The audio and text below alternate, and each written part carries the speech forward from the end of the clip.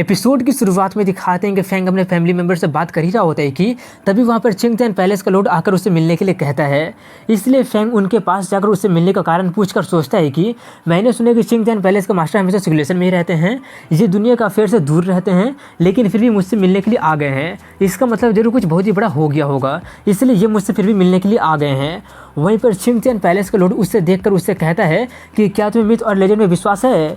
Fang पूछता है क्या मिथ और लेजेंड। वहीं पर वो बताना शुरू करते हुए कहते हैं कि जब हेवन और अर्थ का सबसे पहली बार जन्म हुआ था तब उसके साथ साथ केओस का भी जन्म हो गया था और केओस 9 पोल्स को बनाया था जिससे वर्ल्ड का निर्माण हुआ था। वॉइड वॉरियर के पास में केओस का बॉडी है जो कि 9 पोल के पावर को कंट्रोल कर सकता है। गॉड ऑफ वॉइड जो कि दाव के कल्टीवेशन को क्रिएट किया था जिसके कारण सभी लोग कल्टीवेट करना शुरू कर दिए थे और गॉड ऑफ वॉइड मेडिकल के दाव को भी क्रिएट किए थे जिससे सभी तरह का डिजीज क्योर किया जा सकता है, जिससे सभी लोग सभी तरह का पेन और सिकनेस से छुटकारा पा सकते थे। उस वक्त सभी इंसानी रेस उन्हें लॉर्ड ऑफ गॉड्स भी कहा करते थे। उनकी सभी बातें सुनकर फैंग उनसे पूछता था क्या इसका मतलब आप मुझे इंसानों की हिस्ट्री बताना चाहते हैं। लेकिन लॉर्ड उसका बात का कोई भी जवाब ना देकर अपने बात को जारी रखते हुए कहता है कि सभी गॉड्स के पास में अलग अलग फिजिक है, वो लोग अलग अलग फिजिक के साथ जन्म लिए थे और हेवन और अर्थ में सिर्फ एक ही पर्सन उस बॉडी को पोजेस कर सकता है और 10,000 जनरेशन के बाद भी वो सेम ही रहेंगे और 10,000 लाइफ टाइम के बाद में वो लोग रीइंकारनेट हो गए हैं।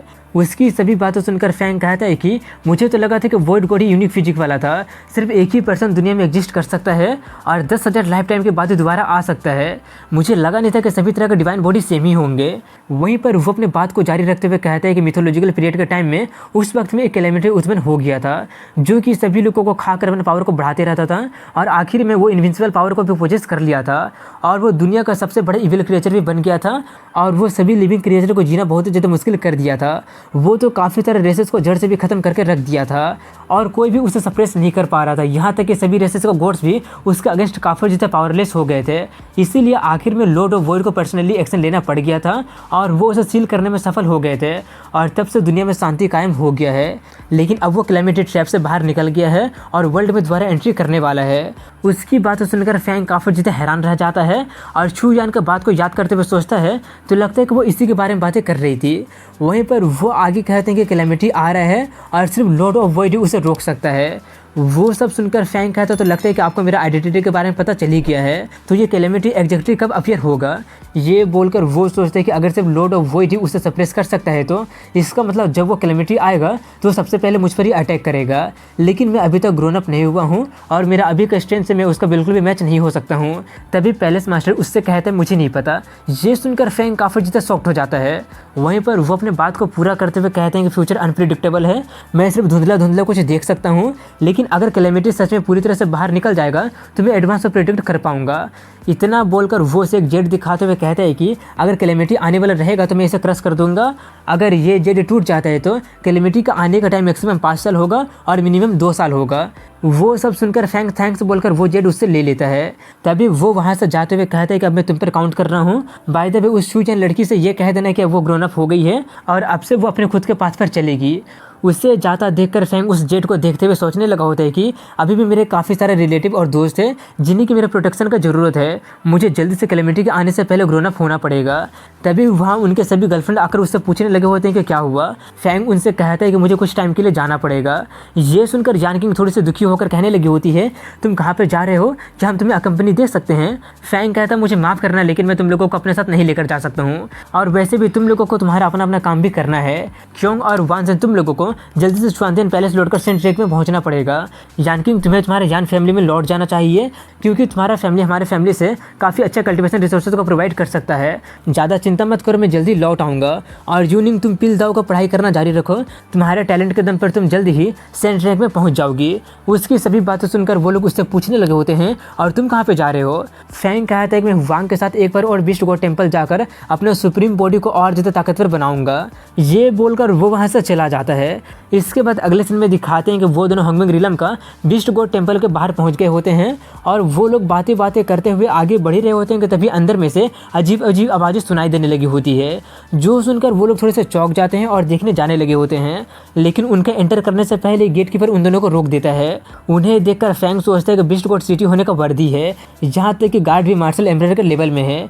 ये सोचकर वो उसे गॉड एल्डर का दिया हुआ टोकन को यानी कि उस बीस्ट गॉड ऑर्डर को दिखा देता है। उस टोकन को देखकर वो लोग उससे काफ़ी ज़्यादा पोलाइटली बर्ताव करने लगे होते हैं। फैंग कहता है ज़्यादा पोलाइट होने की ज़रूरत नहीं है। बाय द वे, क्या मैं पूछ सकता हूँ कि वो ज़ोरदार आवाज़ किस चीज़ का था? बीस्टगोड सिटी में कुछ हो रहा है क्या? वो गार्ड उससे बताते हुए कहते हैं कि आप हमारे क्लान के फ्रेंड हैं, इसलिए मैं आपसे झूठ नहीं बोलूँगा। वो सर बारबेरियन एंशिएंट क्लान के लोगों को परेशानी खड़ा करने से हो रहा है। फैंग पूछता है वो लोग किस तरह के लोग हैं? वांग उससे बताना शुरू करते हैं कि बारबेरियन एंशिएंट क्लान एक्चुअली में एंशिएंट टाइम में बारबेरियन क्लान का ही पार्ट था, लेकिन बाद में किसी रीजन के कारण वो लोग अलग होकर अपने एक अलग ही क्लान को बना लिए हैं। और ऐसा कहा जाता है कि अभी का बारबेरियन एंशिएंट क्लान एक्चुअली में बारबेरियन क्लान का ट्रेटर है। उसका बात को पूरा करते हुए एक गार्ड कहता है हाँ, वो लोग हमारे क्लान का ट्रेटर है। वो लोग हेल डेविल डॉग्स की बातें सुनते हैं और टेम्प्ट होकर उसका मैजिक पावर को एक्सेप्ट करके बारबेरियन ट्राइब के अगेंस्ट में रिबेल कर दिया था। फैंग पूछता है अब ये हेल डॉग क्या है? वांग बताता है कि जिसमें वो लोग बिलीव करते हैं वो 3 सर वाला हेल का डॉग है। वो डेमोनिक डॉग हेल से आया है और मिस्टीरियस डेमोनिक एनर्जी को पोजेस करता है, क्योंकि बीस्ट गॉड का मिस्टीरियस डिसअपीयरेंस के कारण 5 फेरोसियस बीस्ट को वो लोग सप्रेस नहीं कर पा रहे थे। इसलिए कुछ बारबेरियन पावर के परसूट में डेमोनिक एनर्जी को एक्सेप्ट कर लिए थे और बारबेरियन ट्राइब के अगेंस्ट में रिबेल कर दिए थे, जिससे आज का एंशिएंट बारबेरियन ट्राइब का राइज हो गया है। और किस कारण से वो 3 सर वाला कुत्ता बारबेरियन रेस को चुराना चाहता है, ये बात किसी को नहीं पता है। यहाँ तक कि उस वक्त का 5 ग्रेट फेरोसियस बीस्ट को भी नहीं पता था। फैंग पूछते हैं कि अगर वो लोग ऑलरेडी रिबेल कर दिए हैं तो यहाँ पर आके परेशानी वो लोग क्यों खड़ा कर रहे हैं? इसका जवाब एक गार्ड गुस्से में देते हुए कहता है क्योंकि हमारे क्लान के रूल के अनुसार सभी लोग, उनका रेस चाहे कुछ भी क्यों ना हो, वो लोग डिवाइन वाटर में नहा सकते हैं, इसलिए वो लोग यहाँ पर आकर तमाशा कर रहे हैं। तभी अंदर से किसी का प्रोवोकेशन का आवाज़ सुनाई देता है जो कहता है क्या बारबेरियन ट्राइब में कोई और नहीं है, इसलिए तुम लोग कुछ गार्बेज को मुझसे फाइट करने के लिए भेज रहे हो। ये सुनकर फैंग पूछते आखिर वो किस तरह का बंदा है? वो गार्ड बताता है कि हाल ही साल में कुछ लोग हेल डॉग के पावर के साथ जन्म ले रहे हैं। वो लोग इतना ज़्यादा पावरफुल हो गए हैं कि 5 ग्रेट क्लान के मास्टर भी उनसे डील नहीं कर पा रहे हैं। हर साल वो लोग आकर हमारा मजाक उड़ाते हैं। तभी फैंग वांग के साथ जाते हुए देखने के लिए चला जाता है। वहीं पर अंदर में रिंग में क्लीन क्लान के एक बंदे को दिखाते हैं जो कि काफ़ी ज़्यादा एरोगेंट हो रहा होता है। वो सब देखकर एक एल्डर कहता है मुझे लगा नहीं था कि एंशिएंट बारबेरियन क्लान वाले एक फ्रीक को प्रोड्यूस कर दिए होंगे। उसके पास ना सिर्फ क्लीन का पावर है बल्कि उसके पास तो हेल डॉग का भी पावर है। अगर हम उससे फाइट करने की बातें करें तो कोई भी 5 क्लान के यंगर जनरेशन में उसे हरा नहीं पाएगा। दूसरी एल्डर काफ़ी गुस्से में कहते तो क्या इसका मतलब हम उसे परेशानी खड़ा करने देंगे और कुछ नहीं करेंगे? हाई प्रीस्ट कहता है कि मैं भी उसे पिटना तो चाहता हूँ, लेकिन होंगबिंग रिलम का बीस्ट गॉड टेम्पल का हेड होने के कारण मुझे बीस्ट गॉड का ओरेकल को ओबे करना ही पड़ेगा।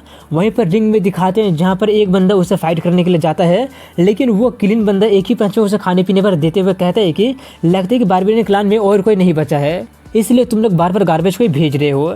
तभी वहाँ पर उस क्लीन का सीनियर बंदा जाकर उनका मजाक उड़ाते हुए कहने लगा होता है कि मुझे तो लगा था कि तुम लोग स्ट्रांग हो गए, लेकिन अब पता चल रहा है कि तुम लोग बहुत ही बड़ा डिसअपॉइंटमेंट हो। क्या बीस्ट गॉड में बिलीव करने पर तुम लोगों को यही मिला है क्या? वो दोनों सीनियर और जूनियर काफ़ी ज़्यादा एक्साइटेड होकर कहने लगे होते हैं कि क्या बीस्ट गॉड, हेल डॉग हमारा असली गॉड है जो कि हमें सुप्रीम पावर दे सकते हैं। हमारे पावर के सामने में तो तुम सभी के सभी लोग एंट हो। उनकी सभी बातें सुनकर अब हेड से रहा नहीं जाता है और वो चिल्लाकर उन्हें चुप करने के लिए कहता है और उन पर अटैक करते हुए कहते हैं कि हम तुम्हारे जैसे ट्रेटर को वेलकम नहीं करते हैं। वो देखकर वो बुढ़ा यानी कि सीनियर खुद को प्रोटेक्ट करते हुए कहने लगा होता है कि अगर तुम मुझे रिंग में हरा नहीं पा रहे हो तो क्या इसका मतलब तुम बीस्ट गॉड के ओरेकल को डिसरिगार्ड करने वाले हो? तुम तो सभी एल्डर का हेड प्रीस्ट हो, कम से कम अपना पोजीशन को तो ख्याल रखो। हमारे लिए शांत होना तो काफ़ी आसान है, लेकिन तुम्हें पहले ये प्रूव करना पड़ेगा कि बीस्ट गॉड हमारे हेल डॉग से काफ़ी ज़्यादा पावरफुल है। जल्दी से अपने किसी को भेजकर हमें हरा दो। अगर तुम हमें हरा नहीं पाओगे तो इसका मतलब तुम्हारा बीस्ट गॉड इनकम्पिटेंट साबित हो जाएगा।